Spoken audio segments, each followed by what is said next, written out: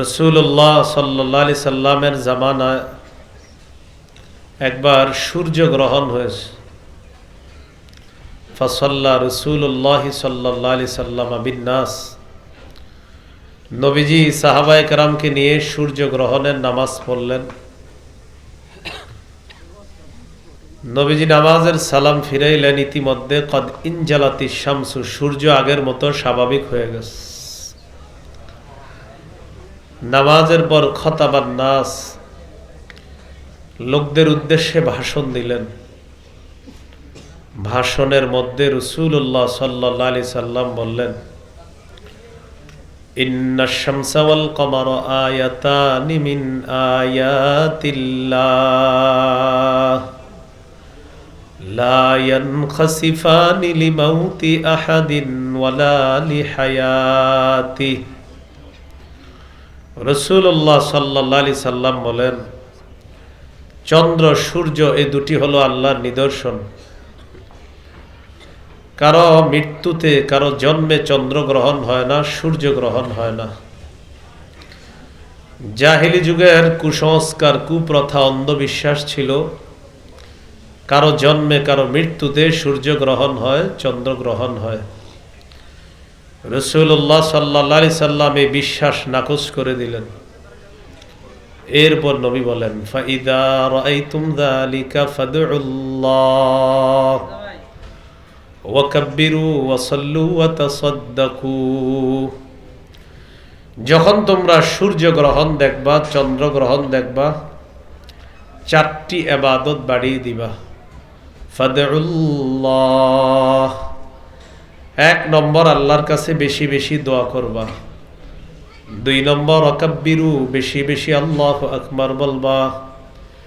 তিন নম্বর সাল্লু, বেশি বেশি নামাজ পড়বা। চার নম্বর তাসাদ্দাকু, দান সদকা বাড়িয়ে দিবা। সূর্য গ্রহণ, চন্দ্র গ্রহণ দেখলে কয় আমল? চার আমল। দোয়া করা, আল্লাহু আকবার বলা, নামাজ পড়া, দান সদকা করা। আল্লাহ কথাগুলা মনে রেখে আমল করার তৌফিক দান করেন। এরপর রাসূলুল্লাহ সাল্লাল্লাহু আলাইহি সাল্লাম বলেন, ইয়া উম্মাতা মুহাম্মাদিন সাল্লাল্লাহু আলাইহি ওয়াসাল্লাম, মা মিন আহাদিন আগয়ারু মিনাল্লাহ আন ইয়াজনিয়া আবদুহু আও তাজনিয়া আমাতু। নবীজি বলেন, হে মুহাম্মদ সাল্লাল্লাহু আলাইহি সাল্লামের উম্মত, কোন পুরুষ যখন জিনা করে, কোন নারী যখন জিনা করে, কোন পুরুষ যখন ব্যভিচার করে, কোন নারী যখন ব্যভিচার করে, এই ব্যভিচারটা আল্লাহ যেমন অপছন্দ করেন, মানুষ যেমন অপছন্দ করে, এর চাইতে বেশি গুণ বেশি অপছন্দ করেন আল্লাহ। আল্লাহর চেয়ে অধিক অপছন্দকারী কেউ নাই ব্যভিচার, এটা এত অপছন্দ করেন আল্লাহ।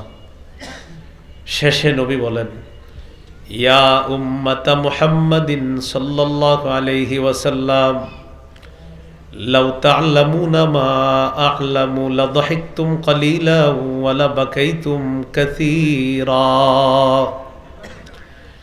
হে মুহাম্মদ সাল্লাল্লাহু আলাইহি সাল্লামের উম্মত, আমি যা জানি তোমরা যদি তা জানতে, তাহলে তোমরা কম হাসতে, বেশি কান্না করতা। আমি যা জানি এটা যদি তোমরা জানতে, কম হাসতে, বেশি কান্না করতে। এই হলো রাসূল সাল্লাল্লাহু আলাইহি সাল্লামের হাসি কান্নার ব্যাপারে প্রাথমিক কথা।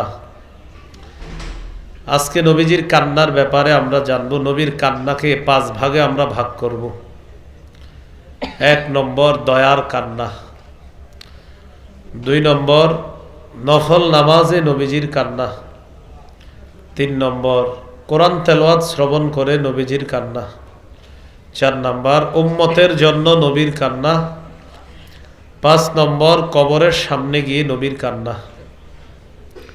এই 5 প্রকার কান্না আমরা আজকে শুনব।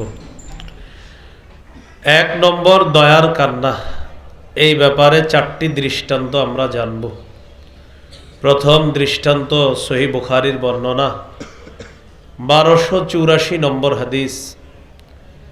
এই হাদিসের বর্ণনাকারী উসামা ইবনে যায়েদ রাদিয়াল্লাহু তাআলা তিনি বলেন, আরসালাত ইবনাতুন নবী সাল্লাল্লাহু আলাইহি ওয়াসাল্লাম ইলাইহি ইন্না ইবনান লি কুবিযা ফাতিনা।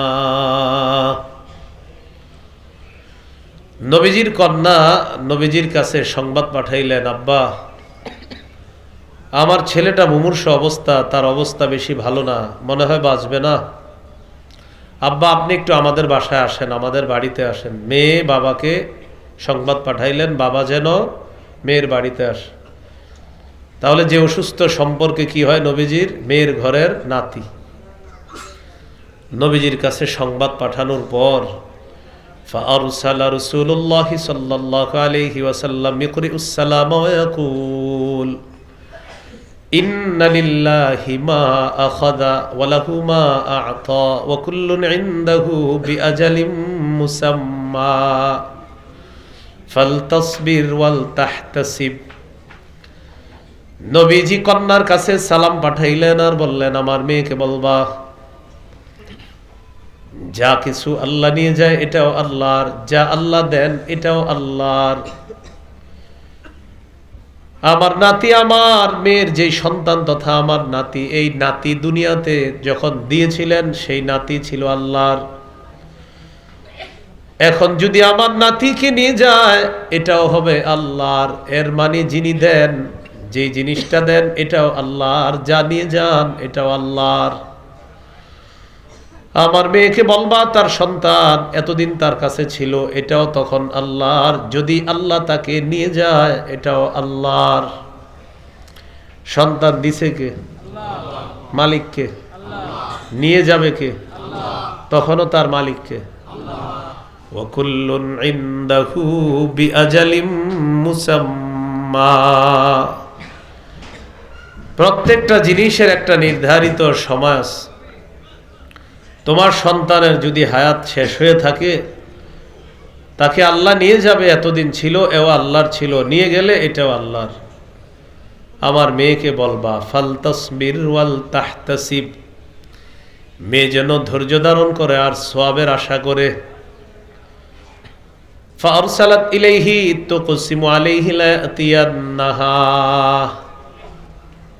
মেয়ে আবার তার বাবার কাছে সংবাদ পাঠাইলেন, কসম দিয়ে বললেন, আব্বা অবশ্যই আপনি বাসায় আসতে হবে।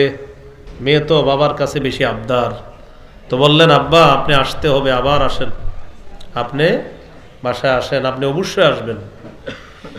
এই কথা বলার পর রাসূল সাল্লাল্লাহু আলাইহি সাল্লাম মেয়ের বাসায় রওনা করলেন। فقام ومعه سعد بن عبادة ومعاذ بن جبل وأبي بن كعب وزيد بن ثابت ورجال رضي الله تعالى عنهم أجمعين। নবীজি তার সাহাবীদেরকে নিয়ে কন্যার বাড়িতে রওনা করলেন। চারজন সাহাবীর নাম হাদিসে আসছে, সাদ ইবনে উবাদাহ, মুআজ ইবনু জাবাল, উবাই ইবনু কাব, যায়েদ ইবনু সাবিত, ওয়ারিজাল, আরো কয়েকজন সাহাবী মেয়ের বাড়িতে গেছে। যাওয়ার পর ফারুফিআ ইলা রাসূলিল্লাহি সাল্লাল্লাহু আলাইহি ওয়াসাল্লাম আস-সাবিয়্যু, নাতিকে নবীজির কোলে দেওয়া হলো। তো কোলে দেওয়ার পর তার দিকে তাকায় দেখে ওয়ানাফসুহু তাতাকাকা, তার প্রাণটা বের হবে হবে অবস্থা। ফাফাদাত আইনাহ, আল্লাহ নবীর চোখ থেকে পানি পড়া শুরু হয়ে যায়, চোখ থেকে পানি পড়তেছে। فقال له سعد بن عبادة رضي الله تعالى عنه يا رسول الله ما هذا। হুজুর এটা কি, আপনি কান্না করেন? নবীজি বললেন হাদিহি রাহমাতুন জাআলাহাল্লাহু ফি কুলুবি ইবাদি। নবী বললেন এটা হলো মায়া, এটা দয়া, এটা ভালোবাসা, এটা হৃদ্যতা। এই চোখের পানি এটা মায়ার কান্না, দয়ার কান্না। আল্লাহ তাআলা তার বান্দাদের অন্তরের মধ্যে এই মায়া আল্লাহ ঢেলে দেয়। এই চোখের পানি এটা মায়ার, এটা দয়ার, এটা আল্লাহ তাআলা তার বান্দাদের অন্তরে ঢেলে দেয়। তো এই কথা বলার পর রাসূলুল্লাহ সাল্লাল্লাহু আলাইহি সাল্লাম বলেন ইন্নামা ইয়ারহামুল্লাহ মিন ইবাদিহির রুহামা। আল্লাহ তাআলার বান্দাদের মধ্য থেকে যাদের দয়া আছে, যাদের মায়া আছে, আল্লাহ তাআলা তাদের প্রতি দয়া করে তাদেরকে আল্লাহ রহমতের চাদরে আবদ্ধ করে নেয়। যাদের দয়া মায়া আছে তাদের প্রতি আল্লাহ দয়া করেন, মায়া করেন। এখন বলেন তো, অসুস্থ নাতিকে দেখে নবীর চোখের পানিটা ছিল কিসের কান্না? দয়ার। মায়া এটা ভালোবাসা, এটা আল্লাহ প্রদত্ত নেয়ামত, এটা আল্লাহ বান্দার অন্তরে ঢেলে দেয়। এখন তো চোখের পানি আসাটাই মুশকিল। চোখের পানি আসাটা এখন আশ্চর্য। এই যুগে কাঁদতে পারাটা কি আশ্চর্য। মানে কেউ যদি কাঁদে বুঝবেন মাশাআল্লাহ, লোকটা কাঁদতে পারে। ইলেকট্রনিক মিডিয়ার থাবায় এখন আর কান্না করা যায় না। মুনাজাতে কানবেন তাও হবে না, কারণ ক্যামেরা আছে চারদিকে। হঠাৎ মনে পড়বে ক্যামেরা, তখন চোখের পানি বলবে আমি চলে যাই, আমি থাকবো না। চারদিকে কি থাকে? ক্যামেরা থাকে না। এই কারণে মাঝে মাঝে মনে করেন কানতে মন চায়, যে কান্না আসুক, তখনই চোখের পানি বলে না না না আমি যাব না, ওই বাহিরে যা কিছু আছে এটার কারণে আসবো না আমি। পরে আর আসে না। এই হলো হালাত, একদম পুরা দিল পাথর হয়ে যেতেছে দিন দিন। আল্লাহ তাআলা কোরআনে বলেন, মানুষের অন্তর এত মজবুত, পাথরের চেয়ে আরো মজবুত। পাথর ফেটে পানি বের হয়, পাথর ফেটে ঝর্ণা বের হয়, নদী তৈরি হয়ে যায়। কিন্তু আদম সন্তানের কলব পাথরের চেয়ে আরো শক্ত। আল্লাহ তাআলা এই নেয়ামতটা আমাদেরকে গ্রহণ করার তৌফিক দান করেন। কান্না করেন আল্লাহর কাছে। এক ফোঁটা চোখের পানি যদি মাছির মাথাটা উকিয়ে দেয়, এই মাছির মাথা পরিমাণ পানি যদি চোখের কোণে আসে, এখানে আইসাও যদি উকি দেয়, নাকের ডগায় আসতে হবে না, শুধু এখানে আসছে, তার উপর জাহান্নামের আগুন আল্লাহ হারাম করে দিবে। এগুলো এক নম্বর দৃষ্টান্ত। দুই নম্বর দৃষ্টান্ত, সহিহ বুখারীর বর্ণনা 1303 নম্বর হাদিস, 1303 নম্বর হাদিস। নবীজির একজন ছেলে ছিল, পুত্র সন্তান, তার নাম ছিল ইব্রাহিম। কি নাম? আর আরো পুত্র সন্তান ছিল, তো একজনের নাম ছিল কি? ইব্রাহিম। আরেক সন্তানের নাম ছিল কাসেম, এরকম। তো যাও, ইব্রাহিম আরেক বাড়িতে থাকতেন। আরবে সাধারণত আপনার দুধ মার কাছে গিয়ে দুধ পান করতেন। আরবের সন্তান, ছোট ছোট সন্তানদেরকে অন্য জায়গায় দুধ পান করতে পাঠানো হতো, যেন তার ভাষা সুন্দর হয়, তার ভাষায় মাধুর্যতা আসে, আরবি সাহিত্য তার মুখ থেকে যেন সুন্দরভাবে ফুটে ওঠে। এই জন্য ওইসব অঞ্চলে তাদেরকে পাঠানো হতো দুধ পান করার জন্য। যেসব অঞ্চলের ভাষার মাধুর্যতা খুব ভালো সুন্দর, সেখানে দেওয়া হতো। রাসূল সাল্লাল্লাহু আলাইহি সাল্লামের ছেলে ইব্রাহিম একজনের বাড়িতে দুধ খায়। তো যার বাড়িতে দুধ পান করে, এটা হলো একজন কর্মকারের বাড়ি, তার নাম আবু সাইফ। কি নাম? আবু সাইফ। এই আবু সাইফ হলো নবীজির সন্তান ইব্রাহিমের দুধ বাবা। তার মানে আবু সাইফের স্ত্রী হলো ওই ইব্রাহিমের দুধ মা। অসুস্থ হয়েছে ইব্রাহিম। আনাস রাদিয়াল্লাহু তাআলা আনহুর বর্ণনা, তিনি বলেন, দখলনা মা রাসূলিল্লাহি সাল্লাল্লাহু আলাইহি ওয়াসাল্লাম আলা আবি সাইফ আল কাইন ওয়া কানা যারান লিইব্রাহিম রাদিয়াল্লাহু তাআলা আন। নবীজির সাথে আমরা কর্মকার আবু সাইফের বাড়িতে গেলাম। আবু সাইফ হলো নবীর সন্তান ইব্রাহিমের দুধ পিতা। فأخذ رسول الله صلى الله عليه وسلم إبراهيم فقبله وشمّا। নবীজি ইব্রাহিমকে কোলে নিলেন, কোলে নেওয়ার পর চুমা দিলেন। ওয়াশাম্মাহু, গ্রান নিলেন, নাকে মুখে লাগাইলেন। বাচ্চাদেরকে দেখবেন নাকে মুখে লাগাইতে মায়া লাগে, সুন্দর লাগে, ঠিক না? ছোট মানুষ। ছেলেটাকে দেখা চলে আসছে, অসুস্থতা আরো বাইরে গেছে। হযরত আনাস বলেন, সুম্মা দাখালনা আলাইহি বাদা যালিকা, আবার আমরা আল্লাহ নবীর সাথে তার বাড়িতে গেলাম, ওই যে কর্মকার আবু সাইফের বাড়ি। যাওয়ার পর ইব্রাহিম ইয়াজুদু বিনাফসিহি, ইব্রাহিম তখন মুমূর্ষ অবস্থা, তার প্রাণটা যাবে যাবে অবস্থা। ফাজালাত আইনা রাসূলিল্লাহি সাল্লাল্লাহু আলাইহি ওয়াসাল্লাম তাদরিফান, আল্লাহর নবীর চোখ দুইটা দিয়ে পানি পড়া শুরু হয়ে যায়। ছেলেটা মারা যাবে যাবে, নবীর চোখ থেকে পানি পড়তেছে। ফাকালা লাহু আব্দুর রহমান ইবনু আউফিন, সাহাবী আব্দুর রহমান ইবনু আউফ রাদিয়াল্লাহু তাআলা আনহু বললেন, ইয়া রাসূলুল্লাহ মা হাদা, হুজুর এটা কি? আনতা ইয়া রাসূলুল্লাহ, হুজুর আপনিও কি কান্না করেন? নবীজি বললেন, ইবনে আউফিন ইন্নাহা রাহমা, ও আব্দুর রহমান ইবনে আউফ, এটা হলো আল্লাহ প্রদত্ত দয়া, আল্লাহ প্রদত্ত মায়া। এটা দয়া, এটা মায়া। সন্তানের বিয়োগ ব্যথা, বাবার চোখে পানি আসাটা, এটা মায়া, এটা দয়া। তো এরপর রাসূল সাল্লাল্লাহু আলাইহি সাল্লাম বলেন, এটা হলো আমাদের জন্য শিক্ষণীয়। দেখেন কি বলে, ইন্নাল আইনা তাদমাউ, চোখ থেকে পানি পড়বে, অশ্রু ঝরবে, ওয়াল কলবা ইয়াহজান, অন্তর ব্যতীত হবে, ওয়ালা নাকুলু ইল্লা মা ইয়ারদা রাব্বুনা, কেউ যদি মারা যায় আমরা মুখ দিয়ে এমন কথা বলবো না যেই কথা রব অসন্তুষ্ট হয়। আমরা এমন কথা বলবো যেই কথায় আমাদের রব খুশি হয়, এমন কথা বলবো। এমন কথা বলবো না যেই কথায় রব অসন্তুষ্ট হয়ে যায়। ওয়া ইন্না বিফিরাকিকা ইয়া ইব্রাহিম লামাহজুনুন, ও ইব্রাহিম, তোমার বিয়োগ ব্যথায় আমরা শোক সন্তপ্ত।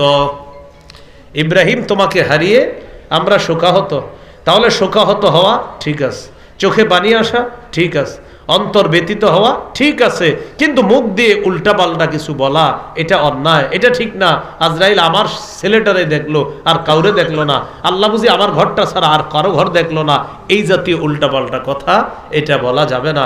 চোখে পানি আসা এটা দয়া, অন্তর ব্যতীত হওয়া এটা দয়া, কারো মৃত্যুতে শোকাহত হওয়া এটাও মানবিক দয়া, কিন্তু মুখ দিয়ে উল্টাপাল্টা কথা বলা এটা অন্যায়।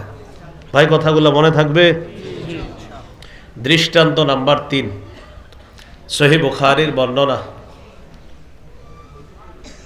1304 নম্বর হাদিস, 1304, মানে আগের হাদিসটা ছিল 1303, এটা হলো 1304, পরের হাদিসটি। রাসূল সাল্লাল্লাহু আলাইহি সাল্লামের একজন সাহাবী নাম সাদ ইবনে উবাদাহ, তিনি প্রচন্ড অসুস্থ। عن عبد الله بن عمر رضي الله تعالى عنهما اشتكى سعد بن عبادة شكوى له فأتاه النبي صلى الله عليه وسلم يعوده مع عبد الرحمن بن عوف وسعد بن أبي وقاص وعبد الله بن مسعود رضي الله تعالى عنهم। নবীজির একজন সাহাবী অসুস্থ হলে আল্লাহর নবী তাকে দেখার জন্য 3 জন সাহাবী নিয়ে আসলেন। আপনাদের একজন মুসল্লি অসুস্থ হয়েছে, ইমাম সাহেব 3 মুসল্লি নিয়ে তাকে দেখতে গেছে, এরকম হতে পারে কিনা? সাহাবী একজন অসুস্থ হয়েছে, নবীজি 3 জন সাহাবী নিয়ে তার অসুস্থ সাহাবীকে দেখতে গেলেন। তো বাড়িতে যাওয়ার পর ফালাম্মা দাখালা আলাইহি ওয়াজাদাহু ফি গাশিয়াতি আহলিহি, সাহাবীর বাড়িতে যখন গেলেন দেখলেন কি আত্মীয় স্বজনরা তাকে ঘিরে আছে। তো আমরাও দেখবেন কেউ মারা গেলে চারপাশে সবাই দাঁড়ায় থাকি, এরকম তাকে ঘিরে আছে। নবীজি বললেন, কজা, সাদ কি মারা গেছে? জিজ্ঞাসা করলেন। সবাই জবাব দিলেন, লা ইয়া রাসূলুল্লাহ, হুজুর এখনো মারা যায় নাই, তবে অবস্থা আশঙ্কাজনক। এই কথা বলার সাথে সাথে ফাবাকা রাসূলুল্লাহ সাল্লাল্লাহু আলাইহি ওয়াসাল্লাম, নবীর একজন প্রিয় সাহাবী দুনিয়া থেকে চলে যাচ্ছে, এটা যখন নবী শুনলেন, নবীর চোখ থেকে পানি পড়া শুরু হয়ে গেছে। নবীর চোখে পানি। ভাই বুঝবেন কিন্তু কথাগুলা, চোখে পানি আসছে। এবার দেখেন এই হাদিসে অনেকগুলা শিক্ষা আছে। ফালাম্মা রাআল কওমু বুকাআন নবী সাল্লাল্লাহু আলাইহি ওয়াসাল্লাম আবকা মান হাওলা, আশেপাশের সবাই যখন দেখতেছে নবী কাঁদতেছে, পাশের সবাই তারাও কান্না শুরু করে দিয়েছে। ফালাম্মা রাআল কওমু বুকাআন নবী সাল্লাল্লাহু আলাইহি ওয়াসাল্লাম বাকাও, যখন দেখলেন নবীজি কাঁদতেছে, পাশের সবাই এরাও কান্না শুরু করে দিয়েছে। এবার নবীজি বললেন, এই শোনো, আলা তাসমাউনা ইন্নাল্লাহা লা ইউআযযিবু বিদামইল আইন ওয়ালা বিহুজনিল কলবি ওয়ালাকিন ইউআযযিবু বিহাদা ওয়া আশারা ইলা নিসাই। খুব মন দিয়ে শুনেন কি বলে। শোনো, তোমরা মৃত ব্যক্তিকে আল্লাহ তাআলা চোখের পানির কারণে আযাব দেন না, মৃত ব্যক্তিকে অন্তর ব্যতীত হওয়ার কারণে আযাব দেন না, কিন্তু সবাই বলেন কিন্তু, এটার কারণে বলেন, জিহ্বাটা ধরেন, এটার কারণে বলেন, এটার কারণে বলেন, আল্লাহ তাআলা মৃত ব্যক্তিকে আযাব দেয়। তাহলে কি শিখাইলেন দেখেন, নবীজি বলতেছেন চোখের পানির কারণে আল্লাহ তাআলা আযাব দেন না, অন্তর ব্যথিত হওয়ার কারণে আল্লাহ তাআলা আযাব দেন না, তবে এটার কারণে আল্লাহ তাআলা আযাব দেন, জিহ্বার কারণে আল্লাহ আযাব দেন। উল্টাপাল্টা কথা বলে তখন আযাব দেয়। 4 জন 5 জন মহিলা একসাথে হইয়া ওই পাশের রুমে বৈশা বৈশা দেখবেন এমন আজীব ধরনের কবিতা বলে, কোন দেশের তে বানাইছে কে জানে, এগুলা বলতে বলতে গাইতে থাকে আহারে অমুক রে তমুক রে বলে বলে আপনার কি আজীব এক পদ্ধতির কারিশমা দেখাইতে থাকে। তো এই যে মুখ দিয়ে এগুলা বলা, এটা নিষেধ। নাসাইর বর্ণনা আসছে 5103 নম্বর হাদিস, ওয়াকানা ইয়ানহা আনিন নাওহ, আল্লাহ নবী বিলাপ করে কান্না করতে নিষেধ করছেন। বলেন কি করে? বিলাপ, বিলাপ। এরপর নবী বলেন ইন্নাল মাইয়িতা ইউআযাবু বিবুকাই আহলিহি আলাইহি, মৃত ব্যক্তিকে আযাব দেওয়া হয় তার পরিবারের বিলাপ করার কারণে। মৃত ব্যক্তিকে আযাব দেওয়া হয় পরিবারের বিলাপ করার কারণে। আবার বলছি, মৃত ব্যক্তিকে আযাব দেওয়া হয় পরিবারের মানুষগুলা বিলাপ করে কান্না করার কারণে। ওয়াকানা উমর ইয়াদরিবু ফীহি বিল আসা ওয়া ইয়ারমি বিল হিজারা ওয়া ইয়াহসি বিত তুরাব। ওমর ফারুক রাদিয়াল্লাহু তাআলা আনহু যদি দেখতেন কেউ বিলাপ করে কান্না করে, ইয়াদরিবু ফীহি বিল আসা, লাঠি দিয়ে আঘাত করতেন, ওয়া ইয়ারমি বিল হিজারা, পাথর মারতেন, ওয়া ইয়াহসি বিত তুরাব, অথবা মুখের মধ্যে মাটি ঢুকায়া দিতেন। এই চুপ, মুখে মাটি দিয়া বলতেন হ্যাঁ চোখে পানি আসুক, অন্তর ব্যতীত হোক, মুখ যেন না নড়ে, এই জন্য মুখের ভিতরে বালু দিয়ে বসায় রাখতেন। কান্না করো, কান্না করো তো করো, তো অন্তর ব্যতীত হোক হোক। শোকাহত হয়েছো তুমি? জি, তো থাকো, মুখে বালু দিয়ে বুঝেন, চুপ, এই হাত দিয়ে উল্লা পাল্লা কথা বলবো না। হযরত ওমর ইয়াদরিবু ফীহি বিল আসা, লাঠি দিয়ে মারতেন, ওয়া ইয়ারমি বিল হিজারা, অথবা পাথর মারতেন, অথবা ইয়াহসি বিত তুরাব, মুখে বালু ঢুকায়া দিতেন, মুখ বন্ধ করে রাখতেন। আল্লাহ আমাদেরকে এই শিক্ষাগুলা গ্রহণ করার তৌফিক দান করেন। তাহলে বলেন তো, চোখে পানি আসা নিষেধ, অন্তর ব্যথিত হওয়া নিষেধ, শোকাহত হওয়া নিষেধ, মুখ দিয়ে উল্টা পাল্টা কথা বলা নিষেধ। আল্লাহ বুঝার তৌফিক দান করেন। দৃষ্টান্ত নাম্বার 4, সহিহ বুখারীর বর্ণনা 2798 নম্বর হাদিস।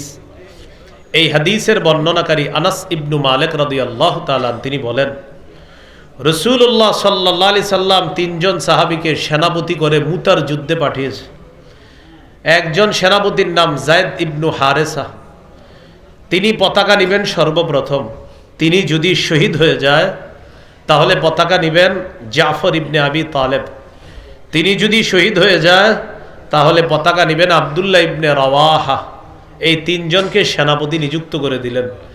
আব্দুল্লাহ ইবনে রাওয়াহা তিনিও যদি শহীদ হয়ে যায় তাহলে মুসলমানদের অন্য যে কেউ পতাকা নেবেন, এটা নবী বলে দিলেন।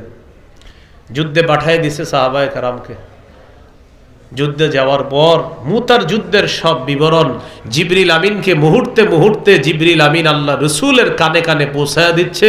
আর নবীজি মসজিদে নববীতে দাঁড়ায়া দাঁড়ায়া সাহাবীদেরকে মুতার যুদ্ধের বর্ণনা শোনাইতেছে। দেখেন কি কয় নবীজি, আখাদার রায়াতা যাইদুন ফাউসিবা, শোনো, যায়েদ পতাকা নিয়েছে, ফাউসিবা, যায়েদকে শহীদ করে দেওয়া হয়েছে। সুম্মা আখাযাহা জাফরুন ফাউসিবা, যায়েদ শহীদ হওয়ার পর এরপর পতাকা নিয়েছে জাফর, জাফরকেও শহীদ করে দেওয়া হয়েছে। সুম্মা আখাযাহা আব্দুল্লাহ ইবনু রাওয়াহা ফাউসিবা, এরপর আব্দুল্লাহ ইবনে রাওয়াহা পতাকা নিয়েছে, তাকেও শহীদ করে দেওয়া হয়েছে। নবীজি বলেন সুম্মা আখাযাহা খালিদ ইবনুল ওয়ালিদ আন গায়রি ইমরাতিন ফাফুতিহালা, এরপর খালিদ ইবনুল ওয়ালিদ পতাকা নেওয়ার পর আল্লাহ তাআলা খালিদের নেতৃত্বে মুসলমানদেরকে মুতার প্রান্তরে বিজয় দান করে দেয়। এগুলা বলতে বলতে নবীজি বলেন, শোনো, যারা শহীদ হয়ে গেছে, মা ইয়াসুররুহুম আন্নাকুম ইনদানা, যারা শহীদ হয়ে গিয়েছে তারা আমাদের মাঝে থাকুক, এটা তাদের পছন্দ না। তারা শহীদ হওয়ার পর এখন যে আনন্দে নেয়ামতের মধ্যে আছে এটাই তাদের পছন্দ। তারা তাদের পছন্দের জায়গায় থাকুক, এটা তাদের পছন্দ। এটা বলতে বলতে ওয়াইনাহু তাজরিফান, নবীর চোখ থেকে পানি পড়তেছে। কেন? ওই যে সাহাবায়ে কেরাম শহীদ হয়েছে, তাদেরকে তো এই জগতে আর দেখা যাবে না, এজন্য নবীর চোখ থেকে তাদেরকে হারানোর ব্যথায় নবীর চোখ থেকে পানি পড়তেছিল। এগুলা হলো মায়ার কান্না, দয়ার কান্না। এইগুলো আজকের 1 নম্বর আলোচনা। 2 নম্বর আলোচনা, নফল নামাজে নবীজি সাল্লাল্লাহু আলাইহি সাল্লামের কান্না। এই ব্যাপারে আপনাদের সামনে 3টি দৃষ্টান্ত পেশ করি। এক নম্বর দৃষ্টান্ত নাসাইর বর্ণনা 1214 নম্বর হাদিস। এই হাদিসের মধ্যে আছে মুতাররিফ রহমতুল্লাহি আলাইহি বলেন, আমার আব্বা আমাকে বলেছেন, আতাইতুন নবিয়্য সাল্লাল্লাহু আলাইহি ওয়াসাল্লাম ওয়া হুয়া ইউসাল্লি ওয়া লিজাওফিহি আজিজুন কাআজিজিল মিরজাল। আমি নবীর কাছে আসলাম, আসার পর দেখি আল্লাহর নবী নফল নামাজ পড়তেছে। আল্লাহর নবীর বুকের ভিতর থেকে ডেকচির মধ্যে, কলসির মধ্যে পানি, ফুটন্ত পানি যেমন টকবক করে আওয়াজ হয়, নবীর বুকের ভিতরে এইভাবে আওয়াজ হইতেছে। নবীর বুক তাকায় দেখি ইয়ানি আবকি, আল্লাহ নবী নফল নামাজে কান্না করতেছে, চোখ থেকে পানি পড়তেছে, আর নবীর বুকের ভিতর ওই ডেকচির ভিতরে পানি যেমন টকবক করে এরকম একটা আওয়াজ হইতেছিল। এই হলো নফল নামাজে কান্না। নফল নামাজে চোখে পানি আসবে আপনাদের কিভাবে? 29 আর 30 নম্বর পারার সূরাগুলা যদি অনুবাদ সহ শিখতে পারেন, বিশেষ করে 29 পারার কিছু সূরা আর কি যদি শিখতে পারেন, আলেম ওলামারা তো সবগুলাই শেখা উচিত, সাধারণ জনগণ কিছু সূরার অনুবাদ যদি শিখতে পারেন, সূরাতুল হাক্কা, সূরাতুল মাআরিজ, সূরাতুদ দাহর, সূরাতুল মুরসালাত, সূরাতুন নাবার শেষের অংশগুলা, সূরাতুন নাজিয়াত পুরাটা, সূরা আবাসার শেষের অংশগুলা, সূরা ইনফিতরের পুরাটা, এরপরে আপনার সূরাতুত তাকবীর এখানেও শেষের অংশগুলা, এইগুলার অনুবাদ যদি শিখতে পারেন, নামাজে ইমাম সাহেব যখন পড়বে এমনও হতে পারে আপনার চোখ থেকে অটোমেটিক পানি বের হবে। ওই যে অনুবাদ বুঝবেন তখন এটা হবে। আর নফল নামাজে যখন নিজে তেলাওয়াত করবেন, দেখেন অনুবাদ বুঝে আসলে আপনার চোখ থেকেও পানি আসবে। এই হলো নবীজির নফল নামাজে কান্না। 2 নাম্বার দৃষ্টান্ত বদর যুদ্ধ। আলী রাদিয়াল্লাহু তাআলা আনহুর বর্ণনা, মুসনাদে আহমদ 1023 নম্বর হাদিস। তিনি বলেন, মা কানা ফিনা ফারিসুন ইয়াউমা বাদরিন গায়রুল মিকদাদি রাদিয়াল্লাহু তাআলা আন।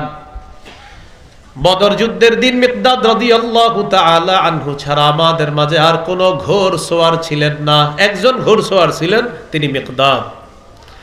ওয়ালাকাদ রাআইতুনা ওয়া মা ফিনা ইল্লা নাইম ইল্লা রাসূলুল্লাহ সাল্লাল্লাহু আলাইহি ওয়াসাল্লাম তাহতা শাজারাতিন ইউসাল্লি ওয়া ইয়াবকি হাত্তা আসবাহা।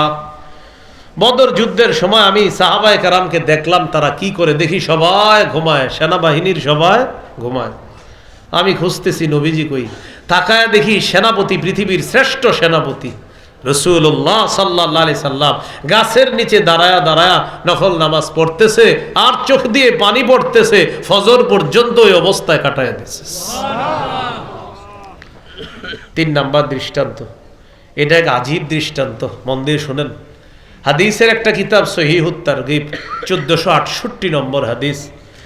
এই হাদিসটাকে সূরা আলে ইমরানের 190 নম্বর আয়াতের প্রেক্ষাপটও বলা যায়। আম্মাজান আয়েশা সিদ্দিকা রাদিয়াল্লাহু তাআলা আনহার একজন ছাত্র, তার নাম ইবনে উমাইর। কি নাম ভাই? ইবনে উমাইর। তো ইবনে উমাইর আম্মাজানকে বললেন, আম্মাজান আখবিরিনা বিআজাবি শাইইন রাআইতিহি মির রাসূলিল্লাহি সাল্লাল্লাহু আলাইহি ওয়াসাল্লাম। আম্মাজান, আপনি তো নবীর সাথে অনেক কাটিয়েছেন জীবনে, আপনি অনেক আশ্চর্য ঘটনা দেখছেন, আপনার জীবনে দেখা সবচেয়ে একটা আশ্চর্য ঘটনা আমাদেরকে একটু শোনান। ছাত্ররা ওস্তাদকে বললেন আর কি। ওস্তাদকে আম্মাজান আয়েশা সিদ্দিকা রাদিয়াল্লাহু তাআলা না, উস্তাজা। আম্মাজান ছিলেন উস্তাজা, আর ছাত্ররা, এদের মধ্যে একজন ইবনে উমাইর, তিনি বললেন, আম্মাজান এমন একটা বিষয় আমাদেরকে শোনান যেটা আপনার জীবনে দেখা সবচেয়ে আশ্চর্য বিষয়ের একটা। ফাসাকাতাত। আম্মাজান একটু চুপ রইলেন। চুপ রইলেন কেন জানেন? মানে মনে করতেছে কোনটা শোনাবো, সবই তো আশ্চর্য। নবীর জীবনের সবই তো আশ্চর্য, কোনটা শোনাবো, এই জন্য একটু চুপ করলেন। চুপ করে বলেন, আচ্ছা আচ্ছা শোনো, একটা তোমাদেরকে শোনাই। একদিন রাতের বেলা কি হয়েছে জানো? লাম্মা কানা লাইলাতুম মিনাল লায়ালি। এক রাতে আমার ঘরে নবীজির পালা। পালা মানে নবীজির একাধিক স্ত্রী ছিলেন। একদিন এক স্ত্রীর ঘরে যেতেন, আরেক রাতে আরেক স্ত্রীর ঘরে যেতেন। এইভাবে আম্মাজান বলেন, এক রাতে আমার ঘরে নবীজির পালা। তো নবীজি আসছে। আসার পর আমাকে বললেন, আয়েশা দারিনি আতাআব্বাদিল লাইলাতা লিরাব্বি। আয়েশা, আজকে রাত্রটা আমাকে একটু সুযোগ দিবা, আমি আল্লাহর ইবাদত করব। সুবহানাল্লাহ। কারণ রাত্রটা তুমি আমার স্ত্রী, আমি তোমার স্বামী, তুমি আমার কাছে হক পাও না, এটা বান্দার হক, এটা গুরুত্ব অনেক বেশি। কারণ তোমার হক আমি নষ্ট করলে আল্লাহ তাআলা তো আমাকে মাফ করবেন না, এটা বান্দার হক। তো এই জন্য আমি চাইতেছিলাম, আজকে তুমি তো আমার কাছে পুরা রাত্রটাই পাও না, আমি চাইতেছি আজকে রাতটা ইবাদতে কাটাবো, তুমি যদি অনুমতি দাও। সুবহানাল্লাহ। বা এখান থেকে একটা বিষয়, একজন স্বামী স্ত্রীর কাছে কেমন হওয়া উচিত, এই হাদিস থেকে শিক্ষণীয়। হ্যাঁ, এখান থেকে শিক্ষণীয়। আপনি তো আপনার স্ত্রী পাশে ঘুমায়, আপনি পাশে মোবাইল চালাইতেছেন 5 ঘন্টা। স্ত্রী ঘুমাইতেছে, ওই ঘুমাই রাখা ওই বারান্দায় গিয়ে মোবাইল চালাইতেছেন ঘন্টার পর ঘন্টা। এরপরে আপনাদের ঝগড়া হয়, তালাক হয়ে যাচ্ছে। এগুলা করবেন না। বাসায় আসছেন, এই জিনিসটা বাসায় গেলে এটারে বন্ধ করে রাখেন, বিবিরে সময় দিবেন, ছেলে মেয়েগুলারে সময় দেন। অফিস থেকে যখন আসবেন, আসার পর বাস এখন আর আপনার কি দরকার মোবাইলটা, বলেন? আয়সা তো গেছেনি, এখন আপনার মা ঘরে আস, বাবাও ঘরে আস, স্ত্রী ঘরে, ছেলে মেয়েগুলা ঘরে, এটা রাইখা দেন। ছেলে মেয়েগুলার সাথে একটু খেলাধুলা করেন, একটু হাসাহাসি করেন। অঙ্ক করতেছে মেয়েটা, ওর পাশে বৈশা বৈশা দেখেন। ছেলেটা সরেও সরায়া লেখা শিখতেছে, আলিফ বাতা শিখতেছে, না হইলেও বলবেন মাশাআল্লাহ সুন্দর হয়েছে, ওরে বৈশা বৈশা এইভাবে আপনি একটু সাপোর্ট দেন। এটা না করে আপনি পাশে গিয়ে কি করতেছেন না করতেছেন বলেন? আপনার সন্তানটা কিভাবে ছোটবেলা থেকে সুন্দর হয়ে উঠবে বলেন একটু? আপনি অফিস সারাদিন কাটাইলেন, ঘরে আইসাও আপনি বাস এদেরকে সময় দিচ্ছেন না। প্রিয় ভাইয়ারা, এই বিষয়গুলো গুরুত্ব সহকারে নেবেন, যে বাসায় আসছি, এখন তারা আমার সব, এটা মাথায় রাখতে হবে, এদেরকে সময় দিতে হবে আপনার। নবীজি বললেন, আয়সা আমার একটু সুযোগ দাও, আমি ইবাদত করব। আম্মা জান যে জবাবটা দিলেন, খুব সুন্দর জবাব দিস। আম্মা জান বললেন, ওয়াল্লাহি ইন্নী লা উহিব্বু কুরবাক ওয়া উহিব্বু মা ইয়াসুররুক। ইয়া রাসূলুল্লাহ, আপনার সান্নিধ্য আমার যেমন পছন্দ, তেমনি ভাবে আপনি যা পছন্দ করেন এটাও আমার পছন্দ। সুবহানাল্লাহ। আপনার সান্নিধ্যে কাটানো এটা আমার পছন্দ, আর আপনি যে ইবাদত করবেন এটা আপনার পছন্দ, এটা আমি আয়েশারও পছন্দ। ফাকামা ফাতাতাহহারা, নবীজি উঠলেন, ওযু করলেন, ওযু করার পর ফাকামা ইউসাল্লি, নামাজে দাঁড়ায় গেলেন। আম্মা জান বলেন, নবীজি নামাজে দাঁড়াইছে তো একবার তাকাইলাম নবীজির দিকে, দেখি তাকায়া বাকা নামাজে কাঁদতেছে। ফালাম ইয়াজাল ইয়াবকি, চোখ দিয়ে এত পরিমাণ পানি পড়তেছিল, হাত্তা বাল্লা হিজরাহু, পুরাটা গাল ভিজে গেছে পানি। এটা হলো প্রথম দৃশ্য। আম্মা জান বলেন, দেখলাম। একটু পর তাকাইলাম, তাকায় দেখি নবীজি এখন নামাজে বসা। তো ভালো করে তাকাইলাম, তাকায় দেখি ফালাম ইয়াজাল ইয়াবকি, নামাজের বৈঠকেও চোখ থেকে পানি পড়তেছে। হাত্তা বাল্লা লিহিয়াতা, এবার দাড়িগুলা সব ভিজে ফেলছে, গাল দাড়ি। আম্মা জান বলেন, ভালো করে তাকাইলাম, তাকায় দেখি সুম্মা বাকা ফালাম ইয়াজাল ইয়াবকি হাত্তা বাল্লাল আরদ। এবার তাকায় দেখি কানতে কানতে আল্লাহ নবীর সামনের মাটি ভিজায় ফেলছে। আচ্ছা বলেন তো এটা কেমনে সম্ভব? মানে মাটি ভিজানো মানে আপনার গাল দাড়ি বেয়ে পানি পড়তে পড়তে এবার আপনার শরীর দিয়ে বেয়ে পড়বে, পাঞ্জাবির উপর দিয়ে পড়তে পড়তে এরপর মাটিতে যাবে। কি পরিমাণ চোখের পানি! যার আগে পরে কোনো গুনাহ নাই তিনি এত কাঁদতেছেন, আপনি এক ফোঁটা পানি চোখে আনতে পারতেছেন।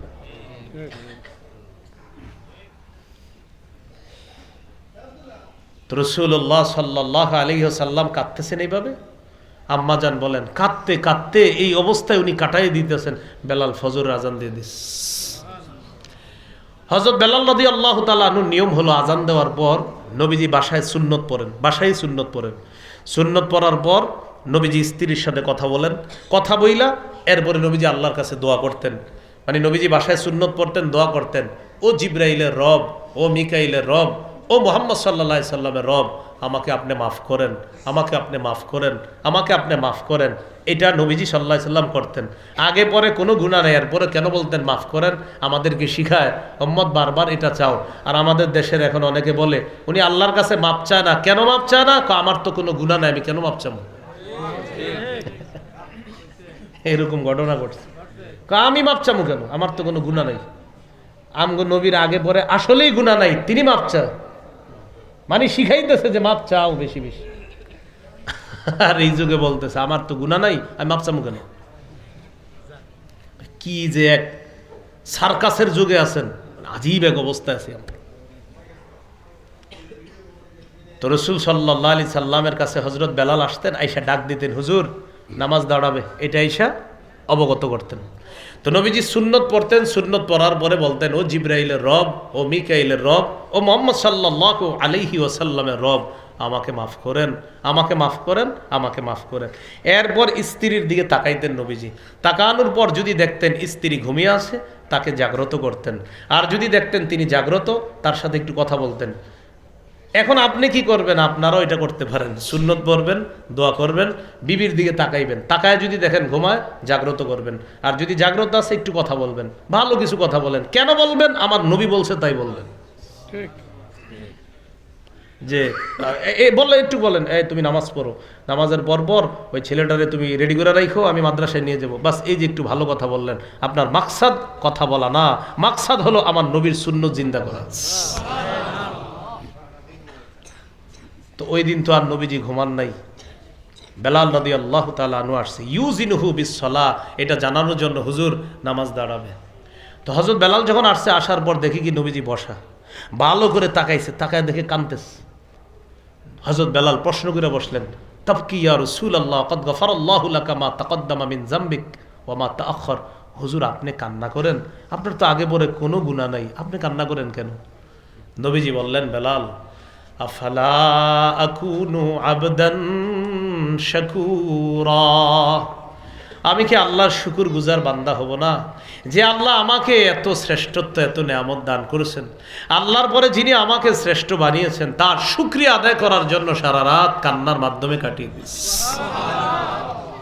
এবার নবীজি বললেন, বেলাল শোনো, লাকাদ নাযালাতিল লাইলাতা আয়াতুন ওয়াইলুন লিমান ক্বারাআহা ওয়া লাম ইয়াতাফাক্কার ফিহা।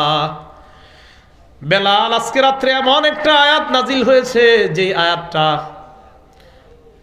এমন একটা আয়াত, যে আয়াতটা কোনো বান্দা পড়লো আর চিন্তা করলো না, সে ধ্বংস হবে। মানে নবী ধমক দিতেছে, লাকাদ নাযালাত আলাইয়াল লাইলাতা আয়াতুন ওয়াইলুন লিমান ক্বারাআহা ওয়া লাম ইয়াতাফাক্কার ফিহা। বেলাল, এমন একটা আয়াত নাজিল হয়েছে আজকে, এটা যারা পড়বে আর চিন্তা করবে না, তারা ধ্বংস। এর মানে নবী বুঝাইলেন এটা চিন্তার বিষয়। হুজুর কোন আয়াত?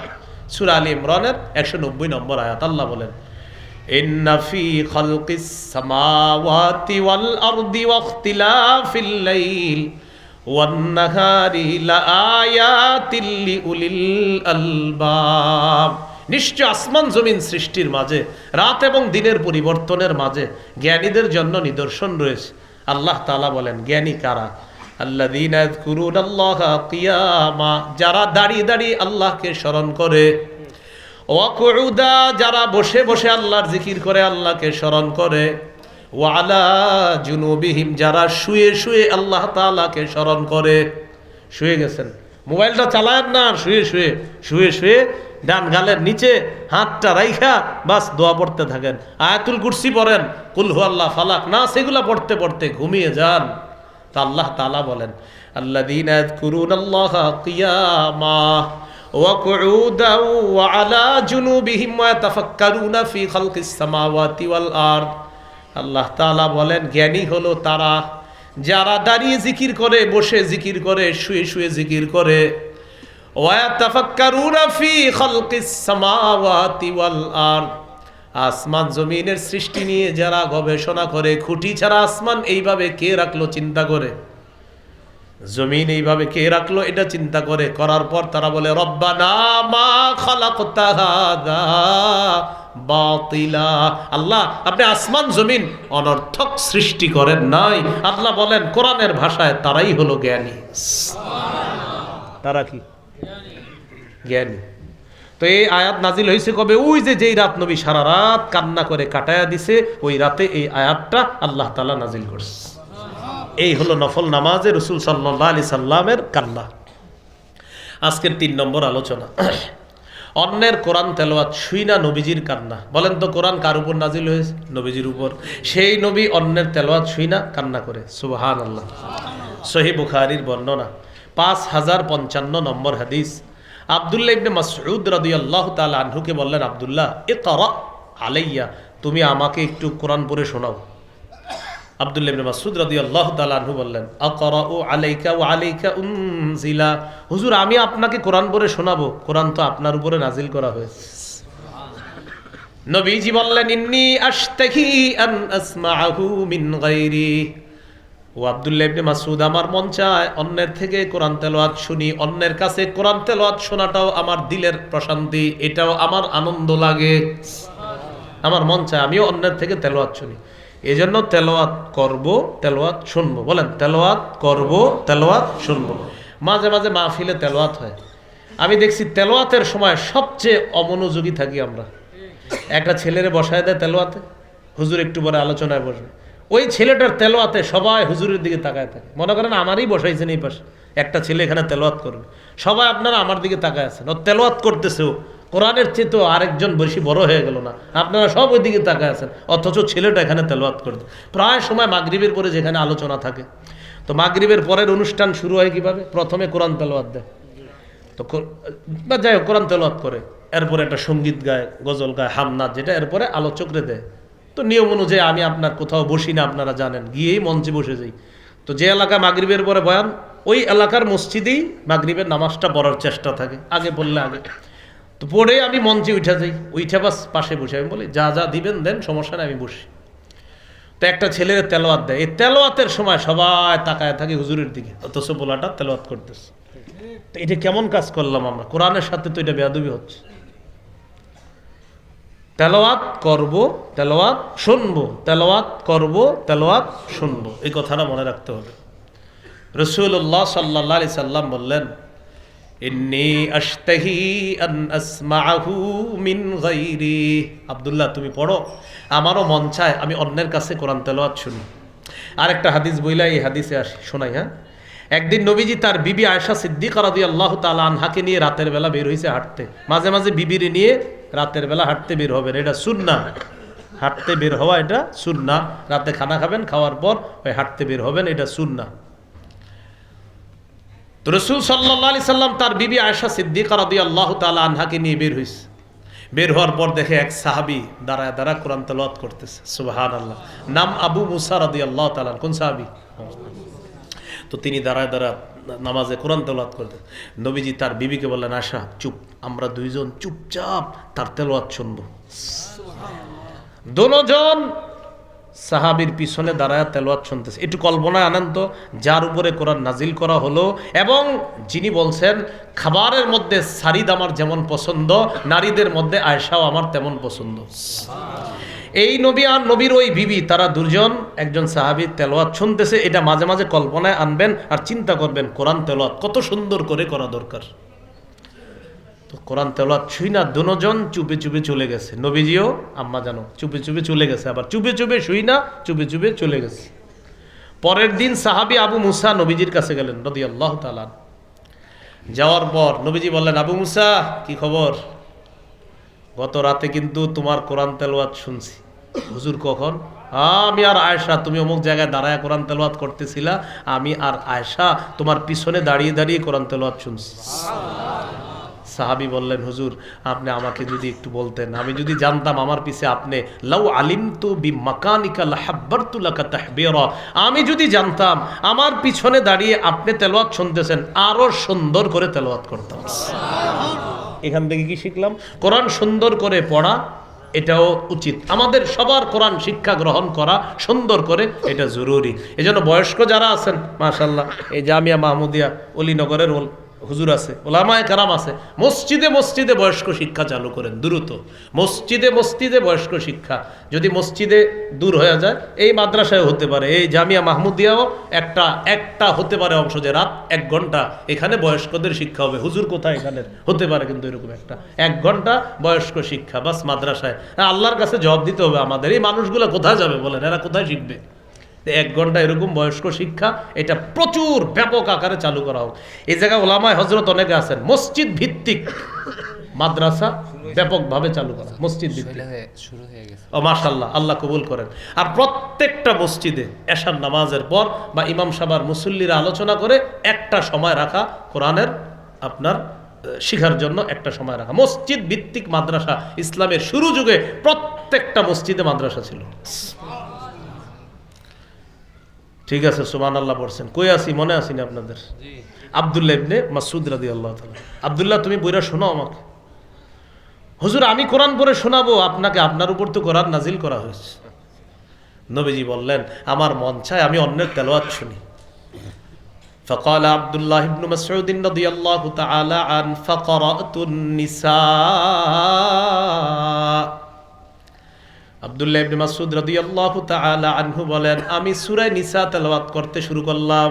কোন সূরা? সূরা নিসা। হাত্তা ইযা বালাগতু ফাকাইফা ইযা জিনা মিন কুল্লি উম্মাতিন বিশাহিদিন ওয়া জিনা বিকা আলা হাউলাই শাহীদা। তেলাওয়াত করতে করতে যখন এই আয়াতের মধ্যে বুঝলাম, আয়াতের অনুবাদটা হলো এমন, সেদিন তাদের অবস্থা কেমন হবে যেদিন আমি প্রত্যেক উম্মত থেকে একজন সাক্ষী উপস্থিত করব আর আপনাকে এদের ব্যাপারে আমি সাক্ষী বানাবো, সেদিন কি অবস্থা হবে তাদের। এই আয়াত শোনার পর নবীজি বললেন আব্দুল্লাহ আমসিক, থামো থামো থামো। তা আমি থামলাম। ঘটনাকে আমার থামাইলেন কেন? ওই আয়াতের বিষয়বস্তুটা এটা নবীজির মাথায় আসাতে নবী বললেন থামো আব্দুল্লাহ থামো। বিষয়বস্তুটা কি? কি অবস্থা হবে তাদের যেদিন আমি প্রত্যেক উম্মত থেকে একজন সাক্ষী উপস্থিত করব আর আপনাকে আমি এদের ব্যাপারে সাক্ষী বানাবো, সেদিন অবস্থাটা হবে কি? এই কথা হলো কোরআনের আয়াতের বিষয়বস্তু। নবীজি সাহাবীকে থামায় দিলেন থামো। আব্দুল্লাহ ইবনে মাসউদ রাদিয়াল্লাহু তাআলা আনহু বলেন আমি থামলাম, নবীজির দিকে তাকাইলাম, তাকায় দেখি রাআইতু আইনাইহি তাজরিফান, চোখ দিয়ে পানি পড়তেছে। কেন পানি পড়তেছে? ওই কোরআনের বিষয়বস্তুটা মাথায় আসছে যে সাক্ষী যদি বিপক্ষে দিয়ে দেয় আমার উম্মতের অবস্থাটা হবে কি। আজকের 4 নাম্বার আলোচনা উম্মতের জন্য নবীর কান্না। আমাদেরকে কত ভালোবাসে নবীজি দেখেন। সহিহ মুসলিমের বর্ণনা 387 নম্বর হাদিস। নবীজি কোরআনের 2টা আয়াত তেলাওয়াত করলেন, একটা সূরা ইব্রাহিমের আর একটা সূরাতুল মাইদার। সূরা ইব্রাহিমের আয়াতটা হলো 13 নম্বর পারার 19 নম্বর পৃষ্ঠার শুরুর লাইনটা, আর সূরা মাইদার আয়াতটা হলো 7 নম্বর পারার 6 নম্বর পৃষ্ঠা। 13 নম্বর পারার 19 নম্বর পৃষ্ঠার আয়াতটা ইব্রাহিম নবীর ব্যাপারে, আর সূরা মাইদার আয়াতটা হলো হযরত ঈসা নবীর ব্যাপারে। লাম্মা তালা কাউলাল্লাহি আযজা ওয়া জাল ফি ইব্রাহিম আলাইহিস সালাতু ওয়াস সালাম রব্বি ইন্নাহুন্না আদলালনা কাসীরাম মিনান নাস। ইব্রাহিম নবী বললেন আল্লাহ এই মূর্তিগুলা অনেক মানুষকে পথভ্রষ্ট করেছে। ফামান তাবিআনি ফাইন্নাহু মিন্নি, যারা আমার অনুসরণ করবে তারা আমার অন্তর্ভুক্ত। ওয়া মান আসানি ফাইন্নাকা গফুরুর রহিম, আর যারা আমার নাফরমানি করবে আপনি তো ক্ষমাশীল, আপনি তো দয়ালু আল্লাহ। আল্লাহ যারা আমার নাফরমানি করবে আপনি তো ক্ষমাশীল, মানে ইব্রাহিম নবীর উম্মতের জন্য মায়া। কোন উম্মত? নাফরমান উম্মত যেগুলো, এগুলার কি অবস্থা হবে? এই জন্য ইব্রাহিম নবী মায়া, আল্লাহ এদের কি হবে। এবার ঈসা নবীর ব্যাপারে নবী আয়াত তেলাওয়াত করলেন, ইন তুআযিবহুম ফাইন্নাহুম ইবাদুক ওয়া ইন তাগফির লাহুম ফাইন্নাকা আনতাল আজিজুল হাকীম। ঈসা নবী বলবে আল্লাহ আপনি যদি তাদেরকে শাস্তি দেন তারা তো আপনারই বান্দা, আর যদি আপনি তাদেরকে ক্ষমা করে দেন আপনি হলেন মহাপরাক্রমশালী মহাপ্রজ্ঞাময়। সাথে সাথে নবীজি হাত উপরে উঠায় ফেলছে, সুবহানাল্লাহ। নবীজি হাত উপরে উঠাইলেন কেন? ইব্রাহিম নবী উম্মতের জন্য মায়া, ঈসা নবী উম্মতের জন্য মায়া। আল্লাহর নবী হাত উঠাইলেন, উঠানোর পর বলতে শুরু করলেন আল্লাহুম্মা উম্মতি উম্মতি ফাবাকা। নবীজি বলতে লাগলেন আল্লাহ আমার উম্মতের কি হবে তাহলে? আমার উম্মত আমার উম্মত। ইব্রাহিম নবীর উম্মতের জন্য এত পেরেশান, ঈসা নবী উম্মতের জন্য এত পেরেশান, আল্লাহ আমার উম্মতের কি হবে? ওই মুহূর্তে আল্লাহ জিবরিল আমিনকে পাঠাইছে। ওই মুহূর্তে দোয়াতে পাঠাই দিছে, জিবরিল যাও যাও। আল্লাহ তাআলা সব জানেন, জিবরিলকে সাক্ষী বানাবে আল্লাহ। জিবরিল যাও, আমার নবী এইভাবে কাঁদতেছে কেন দেখো তো আল্লাহ তো সব জানে। আল্লাহ তাআলা জিবরিল আমিনকে সাক্ষী বানাবে। জিবরিল আমিন আসছে নবীজির কাছে, মা ইউবকিকা, আপনি এইভাবে কাঁদতেছেন কেন আজকে? নবীজি বললেন আখবারাহু বিমা ক্বালা, ইব্রাহিম নবী উম্মতের জন্য এত পেরেশান, ঈসা নবী উম্মতের জন্য এত পেরেশান, আমার এটা মনে বইরা আমার উম্মতের জন্য আমার খুব পেরেশান লাগতেছে, এই জন্য আল্লাহর কাছে কাঁদতেছে। জিবরিল আমিন গিয়ে বললেন, আল্লাহ বিষয়টা তো এমন, আপনার হাবিব উম্মতের জন্য পেরেশান। জিবরিল আমিনকে আল্লাহ ওই মুহূর্তে বললেন, যাও, আবার যাও, গিয়ে বলো, ইন্না সানুরদিকা ফি উম্মাতিকা ওয়ালা নাসুউকা হাবিব, আপনার উম্মতের ব্যাপারে আমি আপনাকে খুশি করে দিব, খুশি করে দিব। আল্লাহ যদি কাউকে খুশি করে, কেমন খুশি করবে? আল্লাহ যত মহান, আল্লাহর খুশি করাটাও তত বেশি হবে। সুবহানাল্লাহ। সাথে সাথে বলছে, ওয়ালা নাসুউকা, আপনাকে আমি অসন্তুষ্ট করব না, আপনাকে আমি সন্তুষ্ট করে দিব, আপনাকে আমি খুশি করে দিব। এই হলো উম্মতের জন্য নবীজির মায়া। আজকের সর্বশেষ আলোচনা, নবীজির কবরের সামনে গিয়ে কান্না। নাসাইর বর্ণনা 2034 নম্বর হাদিস, নবীজি তার মায়ের কবরের সামনে গেছে, ফাবাকা, কান্না শুরু করছে মায়ের কবরের সামনে গিয়ে। ওয়া আবকা মান হাওলা, আশেপাশের সাহাবীরাও কান্না শুরু করছে নবীজির কান্না দেখা। নবীজি বললেন, ইস্তাযানতু রাব্বি আন আযুরা কবরহা, মায়ের কবর জিয়ারতের অনুমতি চেয়েছে আল্লাহর কাছে। ফাদিন আলী, আল্লাহ অনুমতি দিয়েছে। এই কথা বলার পর নবীজি বললেন, শোনো, জুরুল কুবুরা, তোমরা বেশি বেশি কবর জিয়ারত করবা। ফা ইন্নাহা তুযাক্কিরুকুমুল মাউতা, কবর জিয়ারত তোমাদেরকে মৃত্যুর কথা স্মরণ করায় দিবে। কবরের সামনে যায়েন, আশেপাশে গুরুস্থান আছে, এগুলা মাঝে মাঝে যাবেন। আমি আপনার লালবাগে যখন থাকি, পাশে আজিমপুর গুরুস্থান কাছাকাছি, যখনই আপনার পেরেশান হালাত ভালো লাগে না, ওই আজিমপুর গুরুস্থানে গিয়ে লম্বা সময় হাইটা আবার চলে আসি। ওখানে গিয়ে নিজের কল্পনায় করবেন, আজকে এখানে যারা, আগামীকাল আমিও থাকতে পারি এখানে, এটা কল্পনায় আনবেন। আরেকটা দৃষ্টান্ত নেন, ইবনে মাজাহ 4195 নম্বর হাদিস, বারা ইবনে আযিব রাদিয়াল্লাহু তাআলা আনহু বলেন, নবীজির সাথে আমরা এক আনসারী সাহাবীর জানাজায় গেলাম।